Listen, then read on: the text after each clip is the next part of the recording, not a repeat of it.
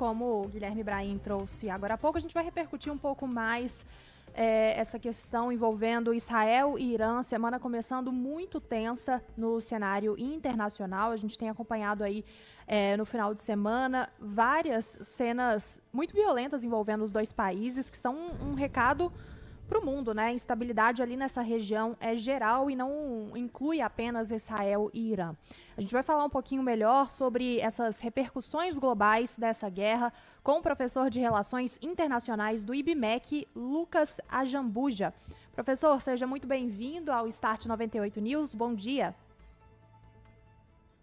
Bom dia, prazer estar aqui para falar sobre esse assunto bastante importante aí e sobre esse conflito que pode trazer graves consequências para o mundo.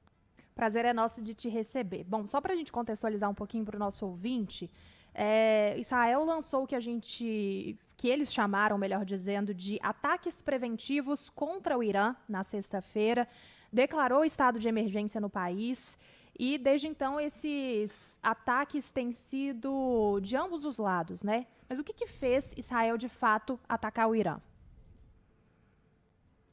Bom, do ponto de vista da motivação principal, a gente tem a questão do desenvolvimento, né, do programa nuclear iraniano, com a possível construção de bombas nucleares de diferentes escalas e potenciais, né? E isso vindo de um regime, como é o regime iraniano, que nunca reconheceu a existência do Estado de Israel e sempre agiu, inclusive abertamente, pela eliminação do Estado de Israel,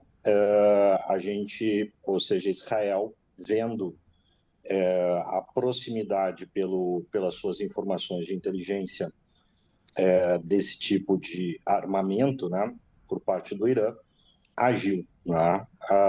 Mas agiu dentro de um contexto onde ela necessitava, né, uma espécie de apoio ou colaboração com os Estados Unidos. Na medida em que Donald Trump assumiu, Donald Trump deu um recado, né, dizendo que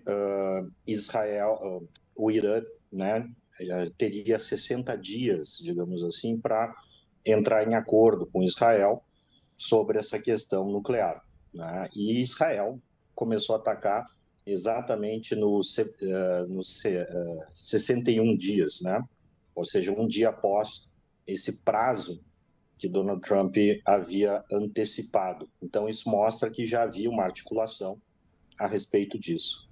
Professor, devemos analisar esse conflito como uma continuidade das ações tomadas por Israel na faixa de Gaza em relação ao conflito com o Hamas, ou seja, de uma tentativa de Israel de se livrar de grande parte dos seus potenciais conflitos na região, ou ele surge de características diferentes, como o senhor mencionou, das questões nucleares relacionadas ao Irã?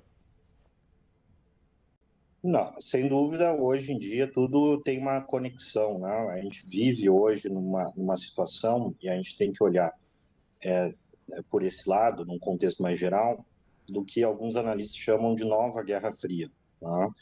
Então, Israel agiu, né, também motivado pelo fato do que Irã, né, hoje, é uma espécie de centro logístico de vários grupos aí radicais, né, do terrorismo, do narcoterrorismo, né, onde ele serve de intermediário para o tráfico de drogas, o tráfico de minérios, de petróleo e uma série de outras questões aí que alimentam regimes, de um lado, forças, né, irregulares, que a gente chama, terroristas, narco-guerrilhas, mas também adversários tanto de Israel como dos Estados Unidos, como é o caso da Rússia, né, e da própria China, que tem relações ali com o atual regime do Irã.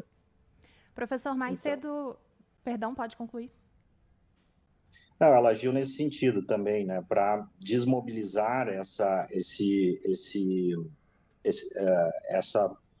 capacidade desses movimentos que atuam na região, né, de contarem com o apoio logístico do Irã. Mais cedo, professora, a gente estava falando sobre uma declaração do porta-voz do Ministério das Relações Exteriores do Irã, que disse que o parlamento está preparando um projeto de lei em meio a esse conflito para poder sair do Tratado de Não Proliferação Nuclear. E aí a minha pergunta, ela é uma só, mas eu vou desmembrar ela em duas. Quão rápido isso pode acontecer? Isso pode acontecer ainda durante esse conflito?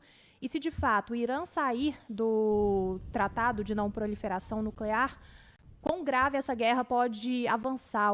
Quais são os impactos mais severos depois dessa possível saída?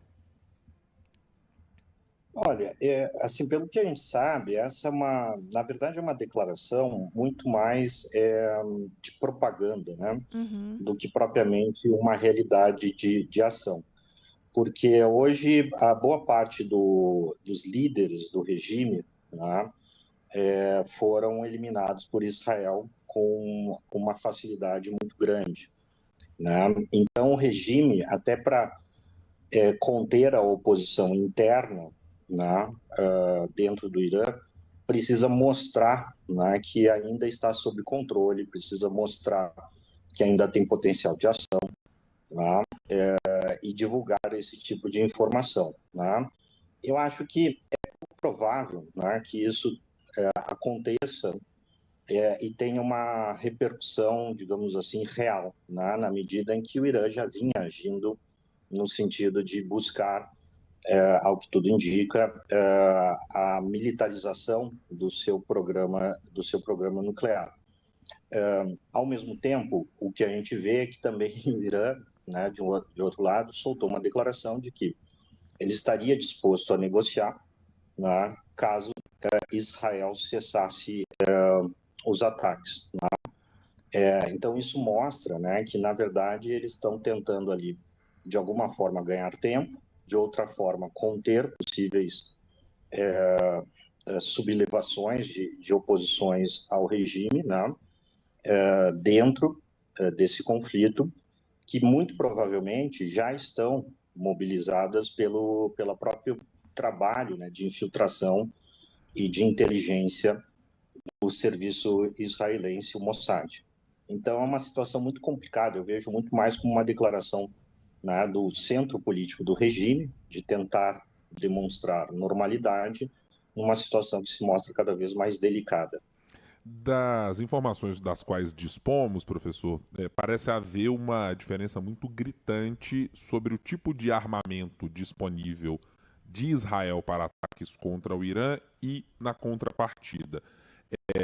Ainda assim, olhando sobre este cenário de diferenças tão severas, o Irã tem capacidades de afetar espaços muito decisivos de Israel. É possível falarmos algo neste sentido?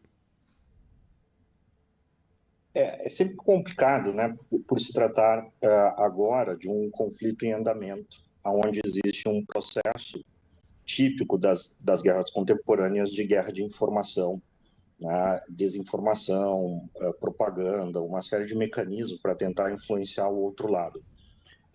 O fato é que o ex-secretário de Estado americano, Mike Pompeo, falou que o Irã teria algumas operações fora do país, né, do ponto de vista de hackers, ataques cibernéticos, né? Isso poderia produzir um dano bastante grande aí, uma vez que as armas cibernéticas têm uma eficácia principalmente contra estruturas críticas, né? Ao mesmo tempo, a gente vê que o Irã está, né, cada vez mais isolado, né? Ou seja, possíveis apoiadores estão demonstrando que não vão, né, entrar ativamente nesse conflito, né? Demonstrando que Israel mantém uma dominância do ponto de vista da sua capacidade militar, de inteligência, né, nesse conflito, e que, entrando também nesse contexto maior, né, da chamada Segunda Guerra Fria, a gente pode também interpretar esse conflito como o que se chama de guerra por procuração, ou guerra proxy, né? Ou seja, a gente tem ali Irã representando o lado russo-chinês e Israel representando como principal aliado os Estados Unidos, né? E mostrando que, de certa forma, em termos de armamentos estratégicos, né, a capacidade dos Estados Unidos e dos seus aliados é superior, né, ao do outro bloco, haja vista que boa parte das defesas do Irã foram fornecidas pela Rússia e também em alguma parte pela China. Então, isso também demonstra a fragilidade, né, de tentar desenhar esse conflito de uma maneira que os lados, né, tanto Estados Unidos como China, desenvolvam aí as suas estratégias, né, frente a um contexto de possível fim, digamos assim, pelo menos do tipo de regime político, né, da força política hoje atuante dentro do Irã. Uma última pergunta, professor, porque mencionamos algumas dessas partes deste conflito com China, com Estados Unidos, com Rússia, mas eu queria lhe perguntar sobre a União Europeia, porque no confronto entre Israel e Hamas, na faixa de Gaza, nós tivemos só no mais tardar do conflito a entrada e algumas manifestações de países e do bloco como um todo para colocar algum olhar criticamente sobre o que acontecia por lá. Neste conflito, pelas condições muito mais ligadas a questões locais, devemos ter um distanciamento também da União Europeia nesse cenário? Eu creio que não. Por duas razões. Uma é que já houve um envolvimento da França em operações conjuntas com Israel e Estados Unidos, na defesa ali do espaço aéreo entre Irã e Israel, tá? Com o uso, inclusive, se não me falha a memória, de caças franceses, e também porque digamos assim, o sentido estratégico do Irã para a União Europeia é diferente do conflito ali na faixa de Gaza. Por quê? Porque o Irã é uma das bases pelo qual a Rússia, né, consegue operar o seu esforço de guerra na Ucrânia. E uma vez que a União Europeia, né, tem se mostrado bastante com uma atitude bastante oposta, né, à questão russa na Ucrânia, ela provavelmente vai trabalhar com maior interesse, maior proximidade, para que Israel, de fato, né, pelo menos comprometa essa capacidade, que já está bastante comprometida, até onde se sabe, militar, né, logística do Irã, principalmente ali no que diz respeito à linha de suprimentos com a Rússia. Muito bem, esse foi o professor de Relações Internacionais do IBMEC, Lucas Azambuja. Professor, mais uma vez, obrigada por conversar com a gente aqui na 98 News, no nosso Start.